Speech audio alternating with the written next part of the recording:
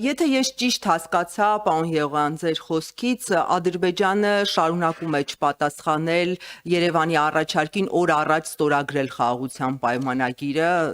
Երևանը տեղի եւ ժամի ակնկալիք ունի, հա, օր առաջ ստորագրելու։ Եվ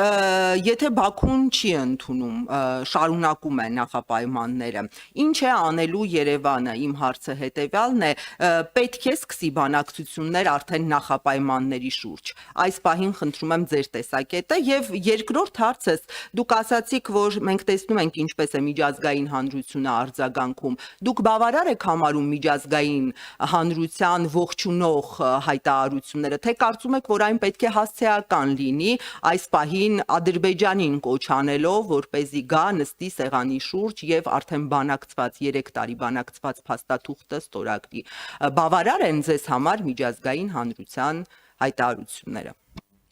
Նախ նույնիսկ միայն ողջունող հայտարարությունները շատ կարևոր են, բայց այնտեղ ոչ միայն ուղղակիորեն ողջունող հայտարարություններ էին, բազմաթիվ պետություններ նաև հասցեական նշել էին, դուք օրինակ հիշում եք ԱՄՆ անվտանգության հարցերով խորհրդական պարոն Վոլցի հայտարարությունը այն մասին, որ ռազմագերիների հարցն էլ պետք է հասցեագրվի, սա էլ շատ կարևոր էր եւ ըստ էության հասկանալի է, որ սա ուղղված էր Ադրբեջանին։ Եվրոպական միության մի շարք երկրներ էլի հասցեական հայտարարություններ, մեկը շատ ուղղակի տեքստով, մեկը որոշակիորեն անուղղակի ձևակերպմամբ հասկացնել կամ ասել էին, որ գնդակը Ադրբեջանի դաշտում է, բայց ես նաեւ կառաջարկեի չթերագնահատել ուղղակի ողջունող հայտարարությունները, որովհետեւ եթե ուղղակի ողջունող հայտարարություն կա, դա նշանակում է, որ այս հարցը գտնվում է իրենց ռադարում, իրենց տեսադաշտում գտնվում է, իսկ հարցի նկատմամբ ուշադրությունը ինքը արդեն իսկ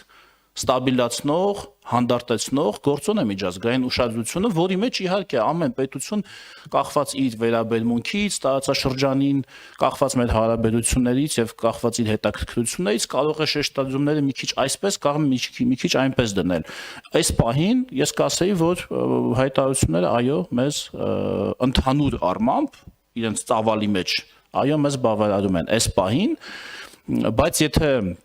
Ադրբեջանի այս մոտեցումները շարունակվեն, մենք նաև կակնկալեինք ահա այս մոտեցումների վերաբերյալ հավելյալ տեսակետներ միջազգային հանրության, հատկապես խոշոր դերակատարների կողմից, դա շատ կարևոր կլիներ հասկանալու համար ընդհանրապես իրադրությունը այս հարցի շուրջ եւ վերաբերմունքը այս հարցին։ Ինչ վերաբերում է Ադրբեջանի առաջ քաշած նախապայմաններին։ Տեսեք, այնտեղ քանի որ Ադրբեջանը շատ հարցերի մասին է խոսում, բազմաթիվ հարցերի մասին է խոսում, այնտեղ կան հարցեր, որոնք բազմիցս քննարկվել են։ Օրինակ տարածաշրջանային կոմունիկացիաների ապաշրջապակման հարցը, վարչապետը մի ամբողջ հոդված է գրել դրա մասին։ Մենք դրա վերաբերյալ առանձին մի առաջարկ ենք ուղարկել Ադրբեջանին, որի վերաբերյալ պատասխանը դեռ չենք ստացել։ Այսինքն այդպես ընդհանուր, երբ որ դուք ընդհանուր եք ասում առանձին քննարկվելու է թե չէ, կան հարցեր, որոնց հիմա էլ քննարկվում են, բայց ոչ թե որպես նախապայման իրենց կողմից պայմանագրի ստորագրման, այլ հարց, որը մեր երկկողմ քննարկումների դաշտում գտնվում է։ Պարոն Եղոյան, երբ հայտարարեց Բաքուն, որ համաձայնությունը տեղի է ունեցել, պայմանագրի նախագիծը ամբողջությամբ համաձայնեցված է, անմիջապես էլ երկու նախապայմանից խոսեց՝ սահմանադրություն փոխել, Հայաստանի սահմանադրության փոփոխություն եւ Մինսկի խմբի լուծարում։ Եվ հիմա անընդհատ ի պատասխան Հայաստանի հայտարարությունների, պարոն Եղոյան, որ օր առաջ ասեք տեղ եւ վայր, Բաքուն հայտարարում է, որ մինչեւ նախապայմանները Հայաստանը չկատարի, օր առաջ սահմանադրություն չփոխի եւ Մինսկի խմբի լուծարման գործընթացով չգնա, պայմանագրի ստորագրում չի լինի։ Ես այս նախապայմանները նկատի ունեին, որ անմիջապես հետո Բաքուն, այո, որովհետև անմիջապես հետո Բաքուն դրա մասին խոսեց, որ դա է պայմանը ստորագրման, հա։ Եթե իմ հարցը հետեւյալն էր վերաբերում, եթե Բաքուն շարունակում է չարձագանքել Հայաստանից պայմանագիրը օր առաջ ստորագրելու առաջարկին, հա, Հայաստանը ինչ է անում, ձեր պլան B-ն, այսպես ասած, որն է, դուք պատրաստ եք այդ նախապայմանների շուրջ նստել բանակցությունների։ Տեսեք, Տիկին Բեդևյան, այստեղ էլի շատ կարևոր է ձևակերպումը։ Դիցուք օրինակ Մինսկի խմբի մասին, եթե մենք խոսում ենք, դուք դա ձևակերպում եք այնպես, ինչպես իրենք են ձևակերպում։ Դուք այնպես ինչպես հարցը կա, բովանդակային առումով Մինսկի խումբ Մինսկի խումբը ստեղծվել է շատ կոնկրետ ժամանակահատվածում, շատ կոնկրետ հարց հասցեագրելու համար։ Մինսկի խմբի մասին մենք էլ ենք նախկինում խոսել, մինչև իրենց խոսելը։ Այսինքն, եթե մենք կնքում ենք խաղաղության պայմանագիր, որը լուծում է այն հարցերը, որոնք մեր միջև կային, եւ եթե արկա այլևս որևէ կոնֆլիկտ ըստ խաղաղության պայմանագրի մեր մեջ չի մնում, բնականաբար նաեւ Մինսկի խմբի հարցն էլ շատ օրակարգային է դառնում, բայց այստեղ Մինսկի խմբի հարցը միայն Հայաստանից չի կախված։ Դա մի ընթացակարգ է, որը ունի իր նրբությունները, բայց դա վարչապետն էլ ասել է, որ դա քննարկման առարկա է, այսինքն այդտեղ Մինսկի խմբի հարցում տաբուներ չկան, հարցն այն է, թե երբ, ոնց, ինչպես, սրա մեջ է հարցը։ Սահմանադրության հետ կապված վարչապետը այդ մասին էլ երեք առաջին օրը խոսեց ազգային ժողովում, եւ դա մի հարց է, որը մենք ընդհանրապես ինքներս մեզ պիտի տանք, էլի անկախ նրանից, ես կրկնում եմ, ես այն օրը արտաքին հարաբերությունների հանձնաժողովի նիստում էլ սա ասեցի, որ մենք հարցերը չպետք է դիտարկենք Ադրբեջանի պահանջների կոնտեքստում, մենք հարցը պետք է դիտարկենք ինքն իր մեջ, այսինքն եթե դիցուկ մենք քննարկում ենք, պիտի այս քայլը անենք, թե չպիտի անենք, չպիտի նայենք, թե Ադրբեջանը, այսինքն ոչ առաջին հերթին պիտի նայենք, թե Ադրբեջանը ինչ դիրքորոշում ունի իր վերաբերյալ, մենք պիտի նայենք այդ հարցը մեզ ինչպես է ձեռնտու լուծել, անկախ Ադրբեջանի դիրքորոշումից, նորից եմ ասում։ Ես օրինակ բերեցի բանի, հիմա էլի կասեմ, մի անգամ էլ ասեմ, Սևանա լճի մակարդակ, ես ինքս եմ մտածել, հա։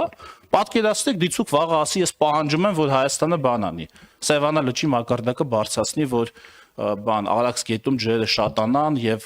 իրենք ասեն, որ իրենք իրենց դաշտերը ջրեն։ Մենք ինչ պետքա գնանք, ասենք, չէ, մենք հիմա Սևանի ջրի մակարդակը իջացնում ենք ձերին ադու։ Իհարկե, դες բան չենք ասելու, չէ։ Այսինքն մենք հարցը պետքա դիտարկենք ինքն իր մեջ, մեզ ինչա պետք։ Ոչ թե այն կոնտեքստում, թե իրանց ինչա պետք եւ մենք ինչպես ենք վերաբերվում իրենց ասածին, այլ ինչպես ենք վերաբերվում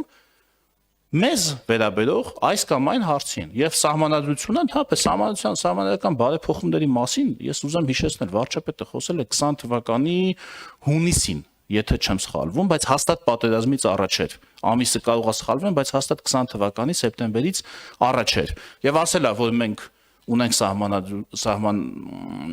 ունենք այսպես ժողովրդի կողմից համընդհանուր քվեով առանց կասկածի դրական քվեով հաստատված սահմանադրության կարիք, որովհետև նախորդ երկու փոփոխությունները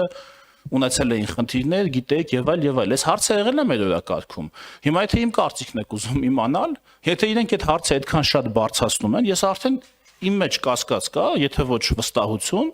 որ իրենք հենց ցանկանում են խանգարել այդ գործընթացին։ Իմանալով թե ինչպիսին է լինելու այստեղ արձագանքը, իրենք ցանկանում են խանգարել այդ գործընթացին, ոչ թե ցանկանում են, որ իրենց ասածը լինի, այլ ցանկանում են, որ իրենց ասածը չլինի։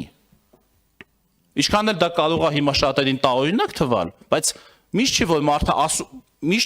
ասում է նրա համար, որ իր ասածը լինի։ Հաճախ մարդը իմանալով դիմացինի ռեակցիան կարող է ասի բան, որ դա տեղի չունենա, եւ ինքը հիմք ունենա ասու դե տեղի չունեցավ։ Եթե իրան դա իսկապես պետք լիներ, ինքը լրիվ այլ ձև կվարվեր, ոչ թե այդպես կասել, որ դուք էլ գայիք, հարցնեիք, ես էլ այստեղից պատասխանեի, եւ դա դառնալ մեր մոտ քննարկման թեմա, թե ինչ է Ադրբեջանը